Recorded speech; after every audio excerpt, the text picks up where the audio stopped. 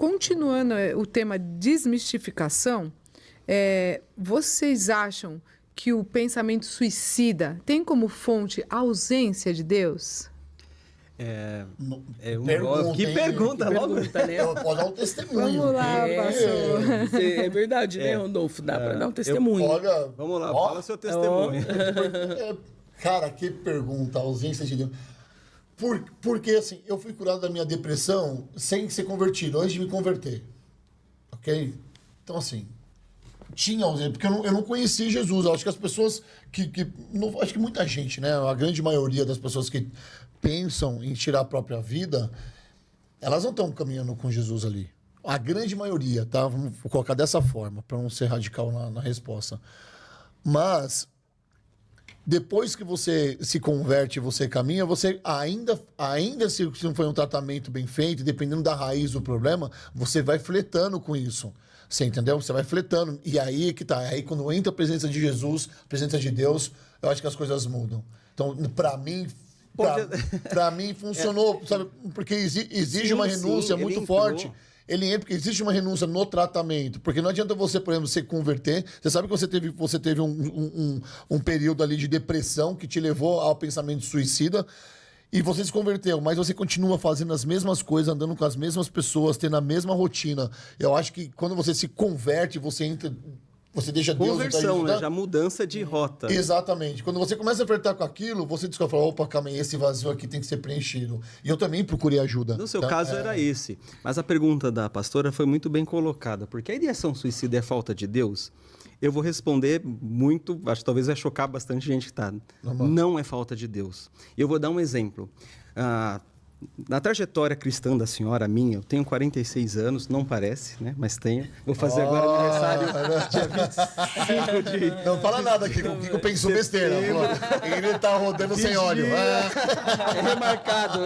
Eu conheço a cara dele, eu tenho certeza que conheço a cara dele. Mas pai pastor, um abraço pro pai pastor. Tô brincando. Pastor Magalhães, avô pastor, sempre na igreja. E eu frequentei muito culto, muita vigília, tudo o que possa imaginar. Eu literalmente nunca vi descer fogo do céu e cair fogo do céu.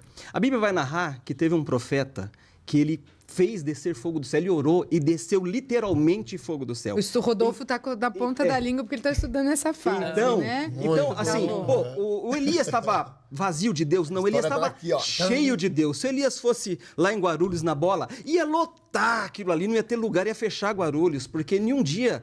Ele derrotou os profetas de Baal. 400 mais 400, aquela pirofagia. E uma frase, tinha uma fogo, fala, tinha água, tinha buraco, tinha tudo. Uma fala da Jezabel faz Elias entrar em algo interno dele, que ele desejou morrer, fala...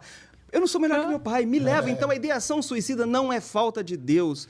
É, sim, talvez uma forma de não saber lidar com a frustração, com o medo, com as questões. Ele podia falar assim, tá, o mesmo Deus que derrotou 400 mais 400 vai matar essa mulher. Mas não, entrou. E aí o inimigo das nossas almas, falando como cristão, agora eu tenho que sempre pontuar quando eu estou falando como psicólogo, como cristão, ele é especialista em colocar medo em nós. Existem muitas Jezabels na nossa vida que falam, olha, vai ficar desempregado, olha, vai acontecer isso, olha, vai sair... Não vai dar certo. Não vai dar certo. E eu não sei lidar com isso. Vozes das dores, vozes dos pais, sabe? Vozes dos amigos, dos invejosos, aliás, as vozes... Que tema interessante, as vozes, porque tudo começa com uma voz. Eva só conhecia a voz de Deus e do Adão, sim ou não? Quando ela conhece a voz de uma outra pessoa deu match lá. Sabe, que conversou com... Olha, a Eva preferiu... A Eva escutava a voz de Deus e a voz do Adão. Ela escutou a voz de um ser que ela não conhecia. Se fosse um cachorrinho, eu adoro pet, um Nutella.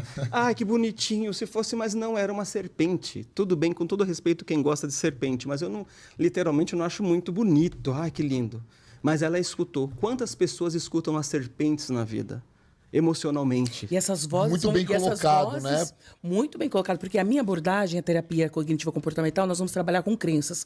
As crenças vêm a partir das vozes. Rodolfo, quando eu escuto algo dos meus pais, você não presta, você não vai dar em nada, ou do cuidador, ele vai criando uma falsa... O que eu digo, e isso a Cris diz, que é uma falsa verdade, e se torna uma crença tão verdadeira dentro de você, que você fica um adulto dizendo, verdade, eu não sirvo para nada.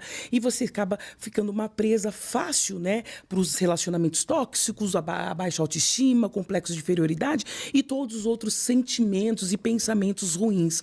Então, essa crença, quando chegam as pessoas para mim, e geralmente é a grande maioria, quando chega com uma ideação suicida ou com outros distúrbios psicológicos, vem a partir de uma crença. A palavra tem poder para construir ou destruir uma pessoa. Ela pode voar, mas ela pode também ficar ciscando no chão como galinha, mesmo com potenciais e qualidades. Então, o que a gente faz dentro da abordagem? Deixa aquilo que é a crença, que está disfuncional,